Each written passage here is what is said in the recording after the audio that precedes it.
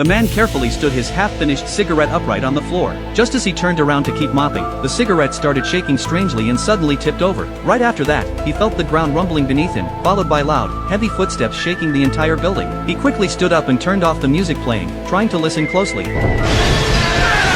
A sudden deafening roar shattered the windows instantly. They rushed to the window to look outside. The cars and public facilities on the street looked like they had been smashed by something huge. Everything was badly damaged. Even though they couldn't see what it was, they could clearly feel that some kind of creature had just raced through the street. A little later, at a nearby construction site, workers heard a strange roar. Curious, they walked over to check it out, only to see all the warning signs on the road being knocked down by some invisible force. It came charging straight at them, hitting and killing a worker on the spot. After that, it continued to run wildly into the distance. As dawn approached, a truck driver suddenly saw an elephant appear in the thick fog ahead. The elephant showed no intention of moving aside and walked straight toward him. The driver slammed on the brakes, managing to stop the truck just in time, right next to the elephant. But the elephant quickly ran around the truck and kept charging down the highway, like someone racing to the store to grab the last carton of eggs. In less than half an hour, the elephant finally collapsed from exhaustion and died right there on the road. But what made the whole thing even weirder was what happened next. When the mystery-solving duo arrived at the scene, their investigation showed that all the evidence pointed to that very elephant. There were elephant footprints on the damaged cars, and tons of witnesses said they heard loud footsteps and roars. Some even swore they smelled an animal nearby. But not a single person had actually seen the elephant. Could this elephant turn invisible? And why did it suddenly appear again, only to run itself to death? At this point, the zookeeper arrived to assist with the investigation. He explained that the elephant's cage had been locked the whole time and showed no signs of being broken into.